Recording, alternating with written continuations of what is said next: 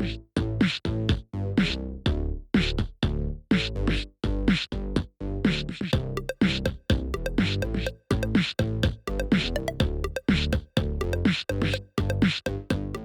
you guys, it's MJ and welcome back to Pet Adventures again. So today we are going to talk about starting a pet collection. I know a lot of you guys are always really interested in starting a pet collection, so I thought I would make a video about that today. Also, you guys, don't forget to do a vote on the vegan channel. A lot of you guys know that I've been trying to go vegan. I've been doing pretty well so far. I think it's been over 2 weeks now that I've been trying to eat vegan-friendly stuff. I'm still transitioning, so I'm still making some struggles with that transition. I'm not going to say I've been perfect, but my everyday diet is basically vegan. But like I said, you know, every now and then I kind of have a small cheat day, so I am transitioning. Eventually I want to get to being vegan all the time, and maybe just eating non-vegan stuff a few times a year. But I just, you know, I'm just saying, make that vote down below. Leave some comments down below if you guys want me to start that vegan channel. And if I get enough votes, of course, I'll make that vegan channel and we'll get started on that. And when I get enough subscribers on the channel, then I'll start uploading and so on and so on. Also, you guys, don't forget to subscribe to this channel and give this video a like. If you like it, you can do it afterwards too. And don't forget to hit the notification bell and make sure that you hit notification and that you want to see all uploads and not occasional. That way you can see every upload. Lately, YouTube has been kind of tricking you a little bit. You'll probably hit the bell icon, but still not to get the notification because it's on occasional and not all uploads. So make sure you hit that so you can see every upload. But yeah, let's get started now. There's my dorkiness again. Oh, and one other thing, guys. Let me know if you guys like this necklace. Let me see if I can show you guys like a close-up. Let me know if you guys like this necklace because I'm trying to find a new signature necklace. I think that this is it. Let me know if you guys like this. As you guys know, my signature necklace, well, choker, that I got in Florida Keys, which I can't rebuy again, it broke, so I'm not able to wear it anymore, unfortunately. So yeah, I can't wear that necklace any longer. But yeah, I'm trying to find a new signature necklace. Let me know down below what you guys think about this. Is this the new signature necklace? You guys know that I kind of like tribal type things because I'm kind of a nature freak, so I like that whole tribal nature thing going on. So it's time to learn about some pets. So real quickly, I'm going to go through the list of animals that I do own currently and that I have owned as well, which is a lot. So throughout my life, I've owned dogs, cats. I currently own 2 leopard geckos, a crested gecko. I own a tarantula, a Mexican red knee. I also owned before a rose hair tarantula. I own currently 2 rats, but for a long time I had 3 rats. The oldest one passed away. His name was Lucky. A lot of you guys knew him. I've had several betta fish, and several different types of small tropical fish, like just loads of small tropical fish. I definitely can't name them all in one video. But like a lot of tetras, a lot of guppies, mollies, platies. I owned the like dwarf cichlids before the rams. I have owned loaches. I currently still own a loach, a hillstream loach. So just multiple things there. I also own a ball python right now and 5 cats, and I think that's it. Oh, and I've owned several mice and hamsters. I totally forgot about that. So I've definitely been experienced with mice. I don't want to say I'm as experienced with hamsters because when I used to have hamsters, I didn't really know too much about animals back in that time. I was still learning. So I made a lot of mistakes with those hamsters, so I can't tell you like right off the bat everything about them. There are a couple of things I could tell you to get started with hamsters for sure. Only out of things that I learned later on, you know, like all my mistakes that I made with them. But by the way, I do want to get back into hamsters, you guys. definitely something I want to do again. But those are all the pets that I have owned before and that I currently own. So I'm going to show you guys a few of them if I can, and let's hope that goes okay because I don't want my tarantula to start running off. So this is Oscar. He's about the same age as Charlie. They're definitely over a year. I think they might be 2-year-olds now. He's kind of sleepy, and as you can tell, Oscar is finally getting old. You could definitely see it in him. But he's a little sleepy boy right now. But this is Oscar, and I will show you guys his brother. This is Charlie. He's a beige red-eyed rat. He's definitely more affectionate than Oscar is, but Oscar's kind of more of the goofball. And Oscar is a hooded, regular top-eared rat. They're both top-eared, not Dumbos. And he is beige, even though he looks white on the camera, and you have to excuse them. They're like very sleepy right now. I also forgot to mention that obviously I own lots of goldfish, fancy and comet goldfish. Comets are just on the top tank. So this is my ball python. This is the only snake I've ever owned in my entire life, so I'm only really that experienced with ball pythons. As you can see, Phoenix he's actually quite long. He's a male ball python, and he is 2 feet long. I can't really get him in the whole frame. He's kind of a runt, as you guys can see when I got him. He's actually a really good eater, but for some reason he's just kind of a runt. He doesn't really grow that well. I probably could feed him better. I feed him what he needs, but I feel like I could do a little bit better. But he's a sweet boy. He's super tame. Ball pythons are like super easy. So his morph is called a fireball python. I only know because I got him from an experienced breeder at Repticon. So he's a little bit lighter in color than a normal ball python. This is my tarantula. I'm not gonna lie, I'm kind of a wimp. As much as I love tarantulas, I don't I get pretty scared sometimes. I don't handle her too much because I try not to bug her because it stresses her out. As far as taking care of tarantulas, and yes, handling them if I have to, I will do it, as you can see. But that is my tarantula. Sometimes I handle her without the gloves, sometimes not. But she was already really stressed out, so I figured, you know, I'll get the gloves and it'll be okay. But this is my tarantula. This is Xena. As far as I know right now, she is just a female. So let me see if I can take off the gloves a little bit. I feel like she's more comfortable in the glove for some reason. I don't know why that is. But she is so cute. She's obviously gotten bigger, as you guys can see. She was very small when I first got her. So I do own a tarantula. That is part of my collection. She seems to be more comfortable on there. I don't know why that is. Oops. Sorry, girl. She is such a beauty. But yeah, it's like, I seriously don't mind as long as I have the gloves on, but without the gloves, I'm not gonna lie, like, I'm a wimp. I'm no Snazzy Nikki, where I'm like very daring and I handle like really large snake. I mean, I'm not that afraid of large snakes. I think I'm more afraid of a tarantula bite, if that makes any sense, because it doesn't. It really doesn't. No. Makes no sense at all, I don't think.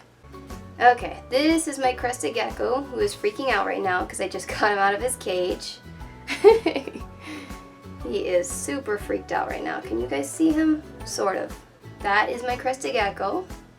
I don't really know what his morph is because the shop that I got him from didn't really know. But I like to say that he is a Harlequin pinstripe, I think it was. Some kind of, I know for sure he's some kind of Harlequin. I just don't know for sure. But Crested Geckos are awesome. If you don't own them, go get one. Super cutie. So that is Ducky. I call him Ducky, but his name is Waffle. Yeah. And he's a little skittish because I just woke him up. Usually it's a little bit better if he kind of sees me coming. You want to jump? But that's Ducky. This is Tinkerbell. She is my leopard gecko that I rescued. She came with metabolic bone disease, as you can kind of see. So she does have a lot of like neglect issues, because the people who had her, they not only did she get metabolic bone disease, which means she didn't get any D3 calcium, but she also kind of has like stuck shed all over her toes. Always have to like get it off for her. It somehow just sticks to her, and a lot of circulation got cut off in her like on her toes and stuff like that. So I had to end up basically like removing her toes, because they like the circulation was already cut off. So when I got her, it sucked, but I had to do it, or else, you know, worse things could have happened to her. But overall, she is healthy now, and I've had her for at least a year now, and she's a really good leopard gecko. Yes, you are. But she does have to walk kind of funny, but I have no clue how old she is either. But that's Tinkerbell. Yeah. It's hard to see her colors on here, but she's a really good gecko. Yeah. This is Diagon. He is my first leopard gecko that I ever got. I think he's about 3 years old. So I got him a long time ago when I was just trying to start out with getting pets in general. He was the first addition to my pet collection. So obviously he's a leopard gecko, like I said. Like his morph and Tinkerbell's morph, I believe, are basically the same. I believe they're what you call a max snow leopard gecko. So that is Diagon, who does not want to sit still right now. And like I said, he's around 3 years old. I've had him since he was a baby, so he didn't get metabolic bone disease or any issues. I've been with him from the very start, taking really good care of him. Well, at least the best I could, I guess.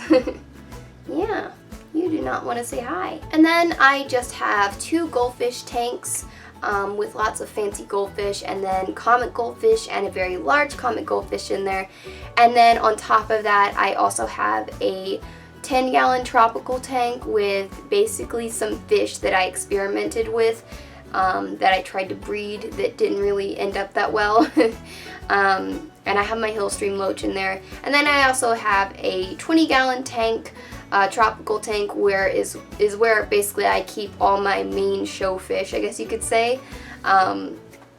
The ones that I like to show off. So I basically specialize in balloon mollies in general, but I specialize in balloon mollies. I know their behaviors, I know their breeding patterns, I know everything about balloon mollies. I guess you could say I'm my own specialist on it. I've studied on it for a very, very long time. Multiple other things, like I said before, but that is all my pets. So I did kind of want to show you guys all my pets and introduce you to what I have.